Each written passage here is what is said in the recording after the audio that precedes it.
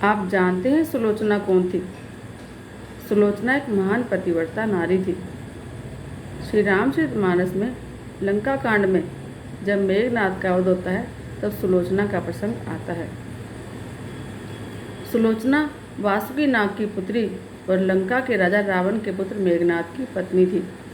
अब लक्ष्मण के साथ हुए एक भयंकर युद्ध में मेघनाद का वध हुआ। उसके कटे हुए शीश को भगवान श्री राम के शिविर में लाया गया।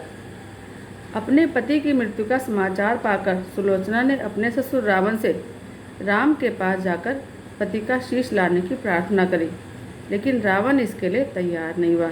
उसने सुलोचना से कहा कि वह खुद जाकर मेघनाद का शीश लेकर आए, क्योंकि राम परम पुरुषोत्तम है, इसलिए उनके पास जाने में तुम्हें किसी भी प्रकार का भय नहीं होना चाहिए। अब रावण के महापराक्रमी पुत्र मेघनाद का वध करने की प्रतिज्ञा लेकर जब लक्ष्मण युद्ध भूमि में जाने के लिए तैयार हुए, तब श्री राम क्या कहते हैं उनसे?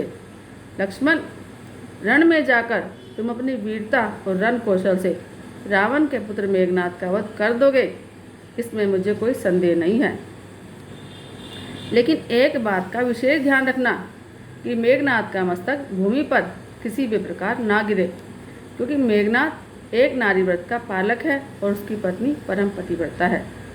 ऐसी साध्वी के पति का मस्तक अगर धरती पर गिर गया तो हमारी सारी सेना का विध्वंस हो जाएगा और हमें युद्ध में विजय की आशा छोड़नी पड़ेगी। अब लक्ष्मण अपनी सेना लेकर चल पड़े और रणभूमि में उन्होंने वैसा ही किया जैसा श्री राम ने उनको कहा था। युद्ध में अपने बाणों से उन्होंने मेघनाद का मस्तक काट दिया, पर उसे धरती पर गिरने नहीं दिया।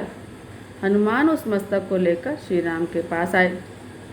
अब मेघनाद की दाहिनी भुजा आकाश में उड़ते उड़ते उसकी पत्नी सुलोचना के पास पहुंची। अब सुलोचना चकित हो गई। दूसरे ही क्षण अत्यंत दुख से कातुर होकर रोने लगी, और उसने भुजा को स्पर्श नहीं किया और सोचा संभव है यह भुजा किसी अन्य व्यक्ति की हो। इस दिशा में पर पुरुष के स्पर्श का मुझे दोष लग जाएगा। अब निर्णय करने के लिए उसने भुजा से कहा, यदि तू मेरे स्वामी की भुजा है तो मेरे पतिव्रत की शक्ति से युद्ध का सारा वृत्तांत लिख। अब भुजा को दासी ने कलम भी पकड़ा दी। अब कलम ने लिख दिया, प्राण प्रिय, यह भुजा मेरी ही है। युद्ध भूमि में श्री राम के भाई लक्ष्मण से मेरा युद्ध हुआ। लक्ष्मण ने कई वर्षों से पत्नी, अन्न और निद्रा को छोड़ रखा है। वे तेजस्वी हैं और समस्त दैवीय गुणों से संपन्न हैं। संग्राम में उनके सामने मेरी एक नहीं चली। अंत में उन्हीं के बाणों से विद्ध होने से मेरे प्राणों का अंत हो गया और मेरा शीश श्री राम के पास है। पति की भुजा से लिखी हुई पंक्तियां पढ़ते ही सुलोचना दुखी हो गई। पुत्र वधू के रोने को सुनकर लंकापति रावण ने आकर कहा, शोक ना कर पुत्री, प्रातः होते ही हजारों मस्तक मेरे बाणों से कट कट कर पृथ्वी पर गिर जाएंगे। मैं रक्त की नदियाँ बहा दूंगा। करुण चित्कार करती हुई सुलोचना बोली, पर इससे मेरा क्या लाभ होगा पिताजी? सहस्त्रों नहीं करोड़ों शीश भी कट जाएं तो क्या मेरे स्वामी के अभाव की पूर्ति कर देंगे? सुलोचना ने अब निश्चय किया कि मुझे अब सती हो जाना चाहिए, किंतु पति का शव तो श्री राम के दल में पड़ा हुआ है, तो फिर सती भी कैसे हो? जब अपने ससुर रावण से उसने अपना अभिप्राय कहकर समझाया और मेरे पति का शव मंगवा दो ऐसा बोला, तो रावण ने कहा, बेटी तुम स्वयं ही जाकर अपने पति का शव लेकर आओ। जिस समाज में बाल ब्रह्मचारी हनुमान हैं, परम जितेंद्रिय लक्ष्मण हैं और एक पत्नी व्रती वाले श्री राम हैं, उस समाज में जाने से तुम्हें डरना नहीं चाहिए। मुझे विश्वास है कि वे महापुरुष तुम निराश नहीं लौटा पाएंगे।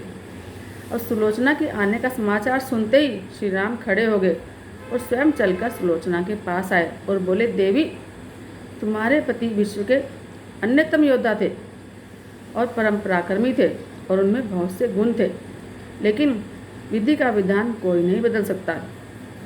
आज तुम्हें देखकर मेरे मन को बहुत पीड़ा हो रही है। अब सुलोचना भगवान की स्तुति करने लगी। श्री राम ने उसे बीच में ही टोकते हुए कहा, देवी मुझे लज्जित मत करो।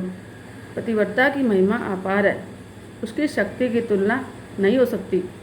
मैं जानता हूँ कि तुम परम सती हो, तुम्हारे सतीत्व से तो विश्व भी थर्राता है। अपने स्वयं यहाँ आने का कारण बताओ और बताओ कि मैं तुम्हारी किस प्रकार से और क्या सहायता कर सकता हूँ। अब सुलोचना ने सजल आंखों से प्रभु की ओर देखा और बोली, राघवेंद्र, मैं सती होने के लिए अपने पति का मस्तक लेने के लिए यहाँ पर आई हूँ। श्री राम ने शीघ्र ही ससम्मान मेघनाथ का शीश मंगवाया और सुलोचना को दे दिया। पति का छिन्न मस्तक देखते ही सुलोचना का हृदय भर उठा, उसकी आंखें बरसने लगी। रोते रोते उसने पास खड़े लक्ष्मण की ओर देखकर कहा कि सुमित्रानंदन, तुम भूल कर भी गर्व मत करना कि मेघनाथ का वध मैंने किया है। मेघनाथ को धराशायी करने की शक्ति विश्व में किसी के पास नहीं थी। यह तो 2 पतिव्रता नारियों का भाग्य था। आपकी पत्नी भी पतिव्रता है और मैं भी पतिव्रता हूँ, पर मेरे पति एक पतिव्रता नारी का अपहरण करने वाले के दल में थे और उसी का अन्न खाते थे और उन्हीं के लिए युद्ध में उतरे थे। इसलिए मेरे जीवन धन परलोक सिधार गए। अब श्री राम के दल में सारे योद्धा सुलोचना को वहाँ पर देखकर चकित थे। वे यह समझ नहीं पा रहे थे कि सुलोचना को यह कैसे पता चला कि उसके पति का शव भगवान श्री राम के पास है। जिज्ञासा शांत करने के लिए सुग्रीव ने पूछा कि देवी, तुम्हें यह बात कैसे पता चली कि मेघनाथ का शीश श्री राम के सवर में है? सुलोचना ने स्पष्ट बताया कि मेरे पति की भुजा उड़ती हुई मेरे पास आई थी, उसी ने लिखकर मुझे बताया है। अब सुग्रीव बड़े व्यंग से बोले, निष्प्राण भुजा कैसे लिख सकती है? फिर वह तो कटा हुआ हाथ था और सिर भी कटा हुआ है। अगर कटा हुआ हाथ लिख सकता है तो कटा हुआ सिर भी हंस सकता है।